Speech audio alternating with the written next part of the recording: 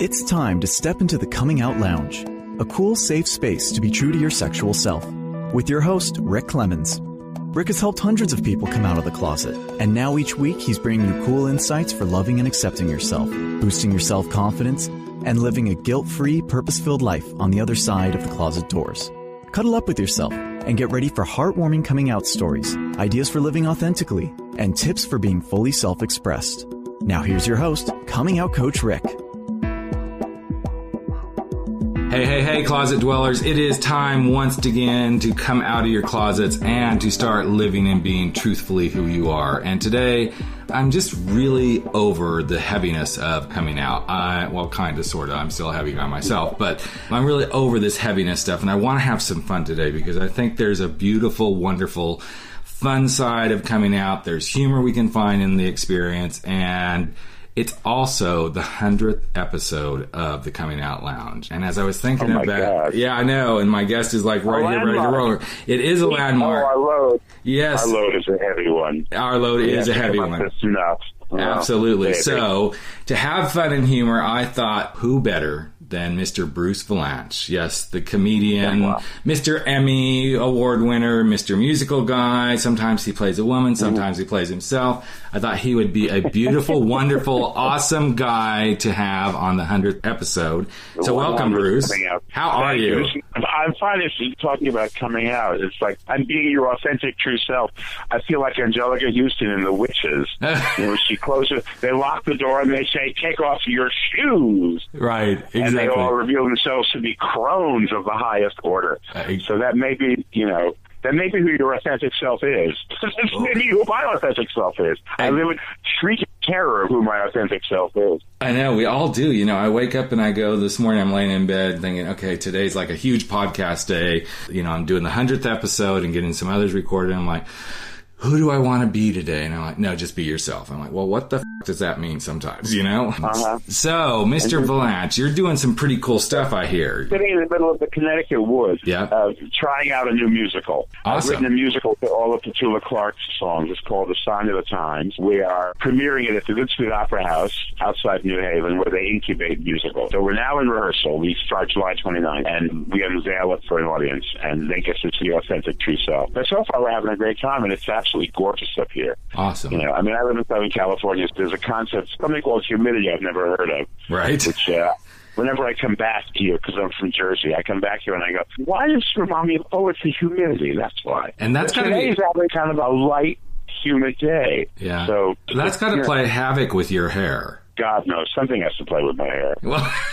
it used to be curly. It used to be. Right. I have a lot of it, and I'm very proud at my advanced age that I have a lot of hair.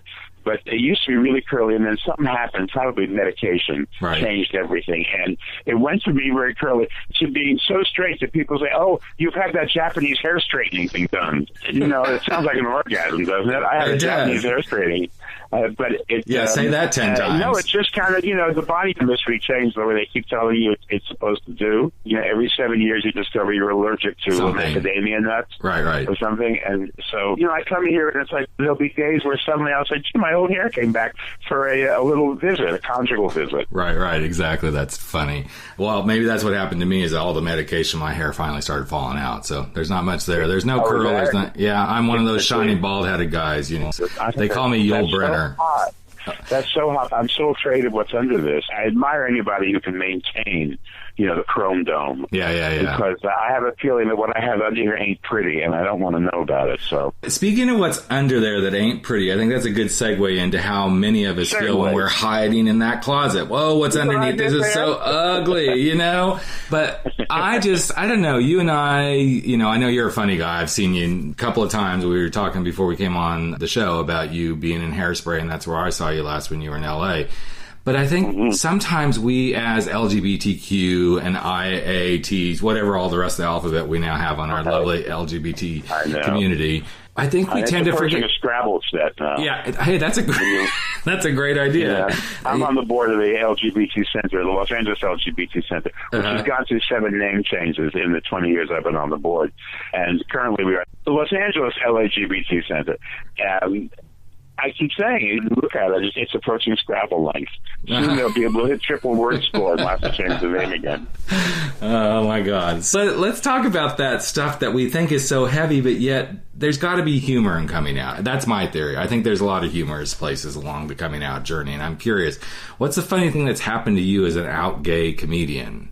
I know that's a loaded question. Well, I was out and gay before I was a comedian, so it wasn't a part of the experience. Right. I was just always, I am so old that the concept of coming out did not exist when I might have actually come out. That happened after Stonewall, right? And I was around for Stonewall, and I was already, established in my field. I was a journalist in those days, but I was also an actor. I was a child actor, and then I became an actor.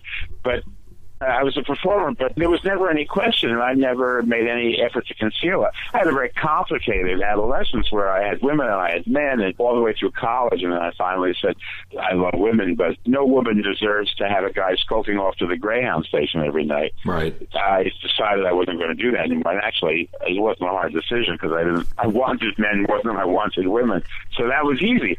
But the idea of actually declaring yourself, I always did. There was never any question about in my family or my coworkers or anything like that.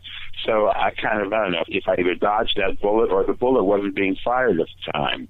But later on, when people actually had the option of coming out, they could do it joyously, or they could do it like Jodie Foster. Right. I never saw anybody so tortured in my life. And I know her, and she's a lovely person. And in her private, in her real life, she's not nearly that troubled. She put herself through this whole thing, rather than just kind of get up and say, oh, by the way, I'm gay and I'm happy, which is all anybody wants to hear.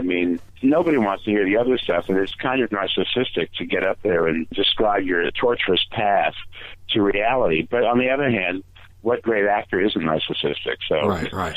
Bruce, I think you brought up something that's really powerful for the listeners here is a lot of times it is how we approach this. It's how you step into this. If you step into it being, and we'll use Jodie as an example, being tortured and, all this stuff around it, then that's kind of how you set the tone for the coming out. And I've done this with my clients. I'm like, the way you approach this is exactly the way people are going to react to it. If you approach it as, yeah, this is who I am, it's going to make it a lot easier, and I know it's not always going to happen that way, but it's going to make it a lot harder for someone to go, well, you're a jerk, you shouldn't be doing that, da-da-da, because you're kind of like, this is just who I am, so that's the way it is. It's become much easier with time, and I think a lot is made of, big names, because that culture that we're in is we want to see what the big names do. But the big names have other agendas that the people in the world have. I always say the most important thing anybody can do is come out, but I was in an area where flamboyance, eccentricity, and individualism were prized.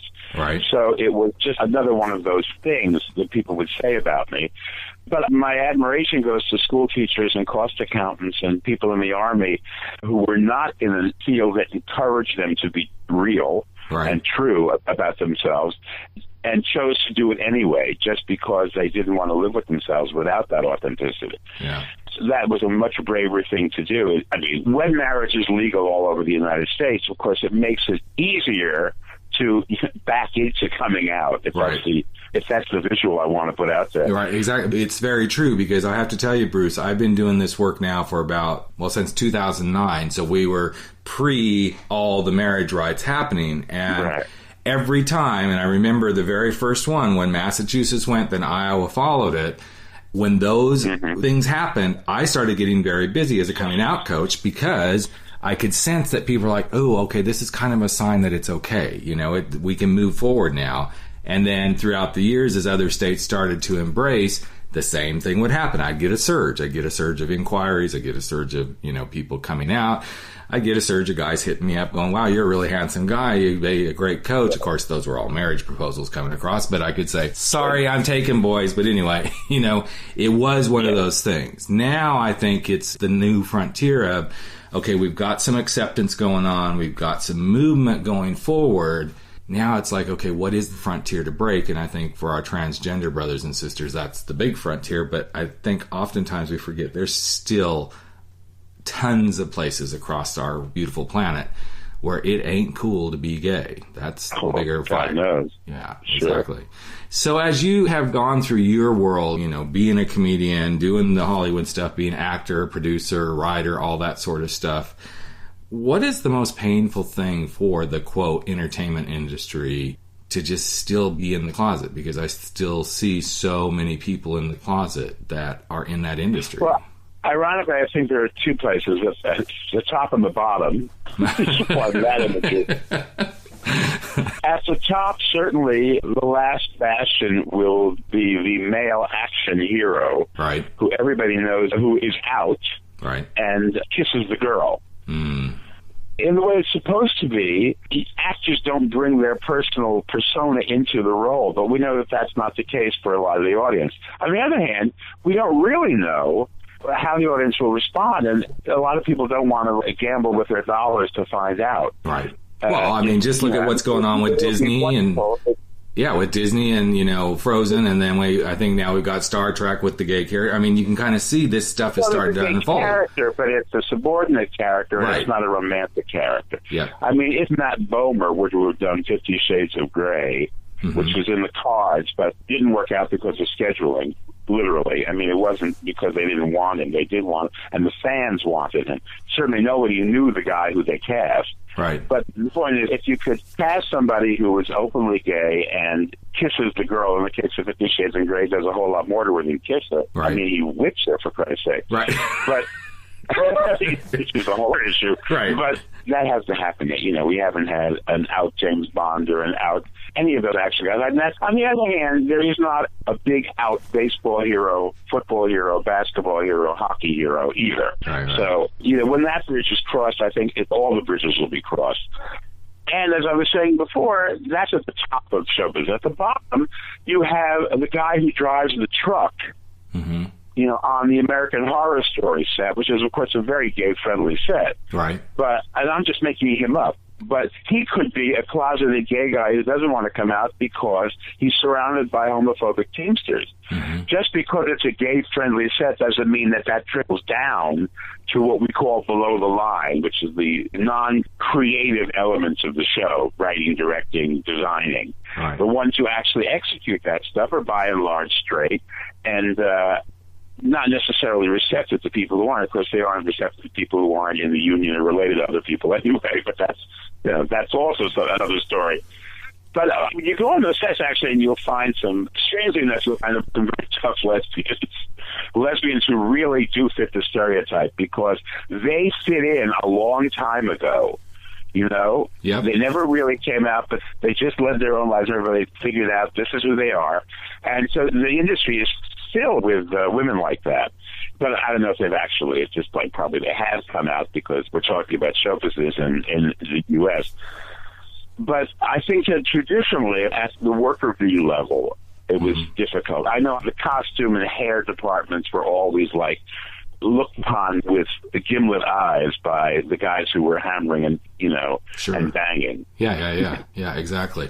But I think it's kind of interesting. I just came back from a podcasting conference, and podcasters are kind of like pushing the envelopes because everything on podcasts is being talked about. We've got people talking about sex, we've got people talking about war, guns, so it's like open territory. Anything can be talked about on a podcast. Yet as I would talk to people and say, oh yeah, my podcast is the Coming Out Lounge, I'd get the proverbial, oh, that's good, you're doing some really good in the world, and then they were off. Almost like they didn't know what to do with talking to this gay guy about what he's talking about. And it was almost like I could feel, and this is my own assumption bullshit showing up, but I could almost feel right. Okay, so he's gay, that's nice, he's doing this, I need to move on, because I still think there's a discomfort for a lot of people when they start to, quote, meet us, because suddenly we become real out there in the world, even though we're all out there, we're all there. Do you think a lot of in the industry, it is that kind of, we know it's there, but we don't want to talk about it still in the industry? Yeah, I do. I think that still exists. I think it goes to a more basic right of privacy. If people say, well, it's his business, it's not my business, sure. I don't want to get into his business. I think that as with visibility, it's there less than it was, because that's the great gift of coming out. It's about visibility. The only way we are ever going to get and maintain our civil rights is to be visible. You know, right. People say to me sometimes, "Where'd you all come from?" It's like the mothership landed all of a sudden. Because people realize that they're never going to get what they want by being in the closet. The difference between our civil rights movement and the black civil rights movement is that they don't have a closet to be in. When we admit to who we are, we let our authentic selves emerge, then people say, oh, well, of course you have the right to do this. The whole marriage equality movement started because people could not get into a hospital bed or get next to their loved one in the hospital bed and take care of this person they'd been with for years, because legally there was no coverage for us. Yeah. And that's how it started. It didn't start because we all decided we had to rush to Vera Wang and get a dress. Right. It started because we're not allowed to take care of our loved ones. Yeah. And they were turned over to a family, which had in so many cases rejected them. Mm-hmm. And see, I think those are the stories. It was a serious bid for basic civil rights. It was not some sort of like, ooh, let's pervert the world. Right. Right. Well, and I think that, yeah, exactly. I think that's where a lot of the fight got really misrepresented. It's like, okay, let's take this down to a right. This is just a simple, basic right. Let's not turn this into, oh yeah, we're going to take over the world and then there won't be any population because, well, let's see, guys and guys, girls and girls, quote, can't make babies. It's like, no, right. This is about, let's be real about what's being human, what's being like treating each other with dignity and respect. And as I went through that phase, along with everyone else in the world, I was actually working on a side business where I was developing, a listing service for gay wedding stuff. You could be a photographer, florist, all that sort of stuff. And I found it really interesting to be going through this because many of and I love all my gay brothers and sisters, but this is where I'll get myself in some deep water. I kept thinking, why are we making this all about the wedding? It's about rights. But yet, we all, as you said, we all were rushing off to get the dresses and stuff. And right. I think so the wedding is symbolic. Exactly. And we've been designing so many weddings for so many straight people over the centuries that it was like, ooh, the idea we could do it for ourselves. We got smitten. Yeah, exactly. We did get smitten. So let's talk about, I know you got a new book you're working on, and so let's talk a little bit about that. We've already talked about your new play, but what's going on with the book? Well, it's on hold until we get this thing up, but hopefully it'll be done by the end of the year. It's, awesome. It's a book about what I've done. I would like to make it like a David Sedaris book, filled with, if you know the stuff, essays and some autobiographical and some fictional, and just make it different, because everybody's writing a book. And then we went to Hartford and we did, I want it to be like that. Right, that's awesome. But they want behind the scenes, and when I do my one-man extravaganza, I do a lot of stuff about behind the scenes, a lot of stories about behind the scenes of the Oscars, because I've written 23 of those. Right. So that will certainly be in there. And my fear is that, I really can't do a book about the sex, because I can't imagine anybody wants to read that. But Marlene Dietrich wrote a book. She got a lot of money from the publisher, and she wrote a book, and she wouldn't put any sex in it. They said, we can't publish this because there's no sex. She gave them the money back. Wow. But Marlene Dietrich, because she was a sex goddess, for her sake. Exactly. Or for God's sake, or whoever you like. And then she didn't want to write about sex, but Marlene Dietrich didn't want to write about people who had sex. And then I'm friendly with her grandson. He said, well, that was an early edition. Later on, she couldn't shut up about the people she had sex. But I think that's part of what could be part of it. Still never got published. Exactly. But I think that's also another groundbreaking arena for us as LGBTQ people, is to start talking about this sex stuff in a way that the quote-unquote heterosexual community can really embrace it. I know when my book came out, one of the things that shocked me the most was when I started getting some of my heterosexual friends who were giving me feedback on it, saying, wow, this book about coming out really hit me in my own world of how much I didn't accept myself through my sexual stuff as a teen, young adult, even now. And I found that really fascinating. It's like, wow, I kind of felt like you, because I did push the envelope. There's quite a bit of sex in my book. But what it ended up doing was educating people on, okay, this isn't just about sex with the gay community. Wow, this guy really had heart. He had some stuff he wanted, to do. So awesome. I love that about the book. So I have an interesting little quirky question, just because, here we are in the lovely political circus that we want to call election year. And I'm just curious, if a cabinet position were created specifically for someone in our community to sit on, let's just say it was you. Let's just say a cabinet position was created for you, Bruce, to sit on, to have an impact in our political world. What would you do? What would be the thing you'd really want to do in that seat, besides sit? Besides get laid. Yeah.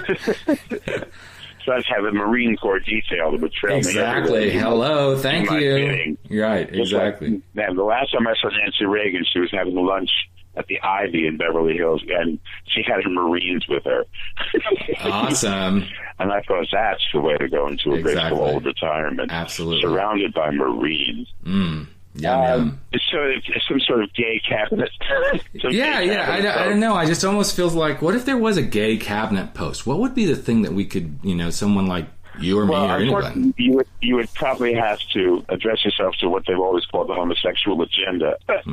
Exactly. Which, I left my copy in a cab years ago, so I'm never sure exactly what's on it anymore. But clearly, it would be about pressing for civil rights. It would be a way to coalesce all of those organizations. Our interest is in civil rights. And again, we've moved into the trans area now, and so it would certainly encompass that. It would be dealing with insurance companies on the AIDS issue and dealing with the scientific community on the AIDS issue. It would be touching all of those things that are a part of our life. I mean, the fact that this position could exist means the world would have changed a bit. Yeah. And whoever is in the executive branch would have managed to conquer the special interests who would say, why them? Why not us? Mm-hmm. Why not a secretary of white trash? Yeah, exactly. I mean, if you're breaking down societal components, But I love that gay people and black people, and I mean, then, it would be like opening the floodgates. So that could even exist. Probably the first thing I would do is say I'm the wrong person for this job, and I would get somebody like Lori Jean, who runs the LA Gay and Lesbian Center and is incredible as dynamo, and is not tainted by the Washington scene. She ran the task force in Washington for a few years, and then she left and came back to the center because I think she despaired of Washington. And so I think it would have to be somebody who's not like, as much as I like Chad Griffin, I mean, he's not an HRC person, but somebody who, although there's always an argument for having somebody who's on the Washington scene representing your interests, but then they do weird things, Right, exactly. And HRC will do something like, instead of supporting the gay candidate, they will support the incumbent who they maintain is gay-friendly. Mm-hmm. They say they don't want to sell down the river. Well, who are they selling down the river? I mean, the idea is we have to grow our own. Mm-hmm. Visibility must be in the legislative branch as well as on the street. We need more Tammy Baldwins. Right, and I think this is where we miss it often in our own community, is growing our own. We don't... To see HRC say, well, no, we're going to throw in with the incumbent because we've got to dinner. Right. And, it's like, kind of crazy. Even the incumbent would think, that's kind of crazy. Mm-hmm. Instead of supporting your own, absolutely. And I love how you answered this question, and I wanted to ask it specifically because I kind of had a gut feeling you would go to the heart of, it's still all about just rights, simple human rights. That's the basis. When we can take the sex out of it, which I know that kind of gets boring when there's no sex, but take the sex out of it and just put the human in it. The smartest thing is to be real, I mean, there's a commercial which I think is finally, I don't know if this is the commercial that's going to be on during Trump's acceptance speech. There's a coalition that's put together some commercials about the bathroom issue. Mm-hmm. And the one that I thought that they should use was just pictures of all of these guys saying, these are the people who will be with your daughter in the ladies' room if this legislation passed. Yep. Is that what you want? Yeah. Because that's who they are. Mm-hmm. I think that may be I think what they're going to show is an actual dramatization of trans woman being directed to the men's room. Mm-hmm. And they're going to show it on the night of Trump's acceptance. Apparently, they actually bought the time. Wow. Now, of course, the RNC is going to turn around and say they can't now that it's been announced. Sure, exactly. I think that's why they announced it, because they didn't figure they'd make it all the way to the finish line. Yeah, that makes sense. But no, I mean, this is the key core issues here, and this is where, we get a little more serious in this conversation, is the core issues are still about humanity. Plain and simple, being human, caring about each other, realizing we're more alike than we are different, and that's the bottom line. So I have one last question for you before we wrap it up here, sir. Oh yeah, baby, you've been around, you've been through a lot of this stuff. But a lot of the listeners, this is listened to all over the world. I mean, we have a huge following in Asia Pacific. And the answer is 11 inches, and I have to figure that out in meters. Yeah. So if you could give somebody a piece of advice coming out, what would it be? With all the experience you've had in this world so far, what would it be? If you are having trouble doing this, look around you and find your natural allies. They're all over the place. Yeah. Find the people and tell them first. Yeah. And use them as support as your circle gets wider of people who you are telling. Yeah. But don't go into the thing alone. You don't have to go into it alone. You may feel like you're alone, but in reality, you're not. First, you test the waters around you, and you'll discover that there are friends there, and they will help you. Yeah. And if you really find that there's nobody close to you, there are numbers you can call, and you will make instant friends who will help you out. There's so many beautiful support organizations out there, and a lot of them truly are a phone call away. I mean, even if you're in the middle of the U.S., in a little town, in the middle of nowhere, and you feel like, oh my gosh, I don't have any support, well, you do. Not only that, they will show you how to educate your family and your friends and your coworkers. So you don't have to figure it out on your own. Yeah. You don't have to do anything on your own. Absolutely. We are a movement. We are a movement. And I think sometimes we forget that this is a movement. This is about being human and each of us taking part in this movement. And however you can. I mean, for some people, they're like, oh, I can't do this. You can. All you have to do is just be yourself your way. That's part of being in the movement. The LA LGBT Center. Yep, exactly. Because there are people there on the phone 24/7 who are taking these situations and making them work. Absolutely, absolutely. Well, funny man, Mr. Bruce Vilanch, I want to say I really appreciate you taking time out of your production schedule and the musical and everything to come and be on the Coming Out Lounge and helping us celebrate the 100th episode. I truly appreciate you, my friend. I'm thrilled to be the 100th-year boy. Hey, thank you, sir, and good luck with everything. Looking forward to hopefully seeing the musical sweep the Broadway scene in a couple of years. All right, my friend, I truly appreciate your time today. Thanks so much. Take care. Bye-bye. And there you have it, the 100th episode of the Coming Out Lounge. I know I had fun. I really want to say thank you to Mr. Bruce Vilanch for being so energetic, humorous, fun, all those big, beautiful words that describe how happy he's made me feel on the 100th episode of the Coming Out Lounge. And I want to say thank you to you, the listeners, as well, because you've made this happen. You've helped us be heard and seen and downloaded in over 50 countries across the globe. And you come and you show up each week with yourselves, your true selves, and take in the messages that we're sending. And because of you, we've made a beautiful decision. We're going to start offering the Coming Out Lounge twice a week, starting this week. Some of those episodes will just be me delivering short messages of how to step into your authentic self and how do you face certain challenges when you decide to be who you're meant to be in the world. Some of it's going to be oriented towards the LGBTQ community, and other messages are going to be good for anyone. In fact, we're going to start telling more and more stories about people coming out in all aspects of lives. It could be someone coming out of cancer survivor. It could be someone who's come out of a traumatic brain injury. It could be someone who's actually coming out of a really, really bad relationship.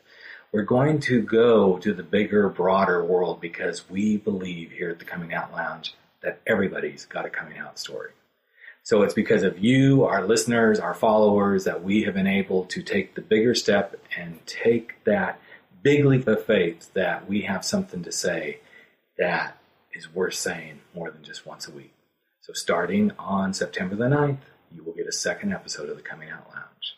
And with that, as I always do, I'm going to say never stop stepping out, stepping up, and stepping into living your powerful truth. I'm Rick Clemens, the Coming Out Coach, and the host of the Coming Out Lounge, and we're going to catch you not just in a week, but just in another couple of days from now. Thanks for listening and have a beautiful day. Hey, Closet Dwellers and Coming Out Lounge listeners, I wanted to ask you a question. If you could take stress out of your journey, be more content in who you are, and find ways to do some of the most difficult things that you need to do as you come through the closet doors, would you do it? I bet the answer is yes. Why do I know this? Because I have been getting requests from listeners and clients or prospective clients about finding ways to just address certain things in their coming out journey. Some people don't want to work for a long time, and I totally get that. And that's why I've designed some brand new coming out coaching one-on-one sessions. These are very focused, topic-specific sessions. For example, maybe you're looking at coming out midlife and how do you do it? Could be that you're already out, but you're not completely out and you want to talk about how do I do this and come out at work. Could be that you're having trouble even accepting yourself as a gay person. And might there be a possibility that you're really struggling with your sexuality and your religion? Depending on what you're looking for, I've designed 9 powerful, highly focused one-on-one laser coaching sessions that you can choose from. Each session goes for 90 minutes. We stay specifically focused on the topic at hand. And each of these sessions also includes a copy of my book, Frankly, My Dear, I'm Gay. So now that you've heard about this, how would you like to go check them out? Well, here's how you do this. Go to thecomingoutcoach.com. On that page, you can scroll down. You'll see stuff for the book and for some other offerings, but then you'll see one-on-one coaching sessions. Click on that button, and it will take you to a page that describes each of the 9 offerings that I have. If you happen to be listening to the podcast right now, just look over to the right-hand side of the show page, and you'll see one-on-one coaching sessions right there. Again, just click on that button and go check out these new offerings. So, what do you think? Isn't it about time that you stepped out, you stepped up, and you stepped into resolving whatever the biggest issue is in your coming out journey? I'm Rick Clemens, the Coming Out Coach, and I can't wait to work with you one-on-one.